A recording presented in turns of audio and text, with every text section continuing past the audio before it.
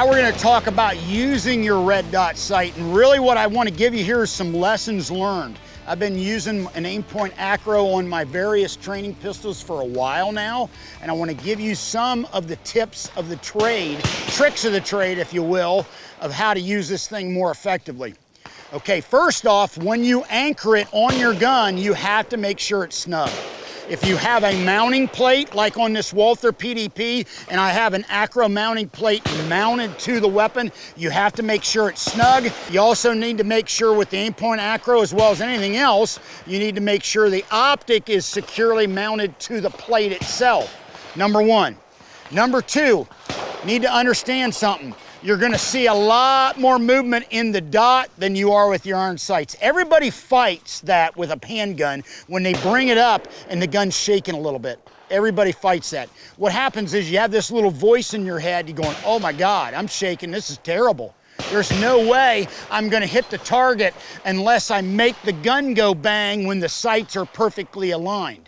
And what ends up happening is you come up on target, the sights are aligned now, the sights are aligned now, the sights are aligned now, and you end up jerking the trigger and throwing your shots. You need to understand something.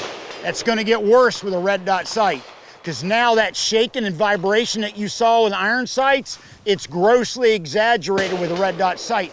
So that urge to snatch at the perfect sight picture, or when the dot is where you want it to be, is greatly magnified. Here's the good news. Once you learn to get a handle on not snatching the trigger with the red dot sight, and you go back to irons, your iron sights are gonna look rock steady. So you may have heard other people saying shooting with a red dot helps your iron sight shooting, and that's absolutely true. It's all about that shaking or vibration that you see in the dot. It is gonna be greatly diminished when you go back to a pistol with iron sights. Now, couple things. You need to practice your presentation. So you come up real slow, and I'm practicing seeing that dot come into my field of view. All right?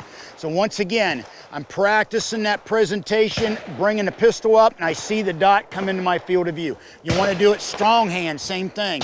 I bring it up, I see the dot come into my field of view. Weak hand, I bring it up, the dot comes into my field of view, just like that. You want to practice that where it's smooth as glass, and then you want to slowly build your speed, where you're bringing it up a little bit quicker. You're bringing it up a little bit quicker. You're bringing it up a little bit quicker, and you're picking the dot up, just like that, to where when you present full speed, it becomes second nature that the dot's coming up in your field of view. It's like taking baby steps. You want to learn to walk slowly before you start to run.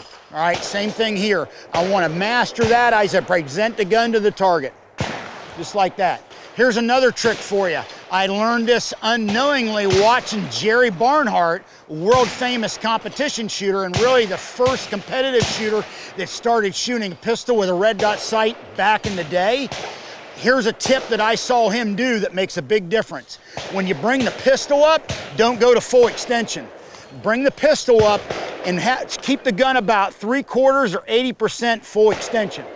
Just having that gun a little bit closer to your eye makes a big difference on how you pick up the dot in your field of view. All right, so once again, instead of bringing the gun all the way to full extension, bring the gun up and keep it about 75 or 80% and shoot the gun from this position. Makes a big difference. It's gonna take you a while to master that red dot on your pistol. There's a learning curve to it, all right? Don't beat yourself up. There's some serious benefits to using a red dot sight, and it's like my buddy Ken Hackathorn says, whether you like it or not, it's the wave, it's where things are going, it's the future. So you need to learn to run a red dot sight just the way you need to learn to run a pistol with iron sights. Same thing. Hope you got something out of it. Have a good one. LAV out.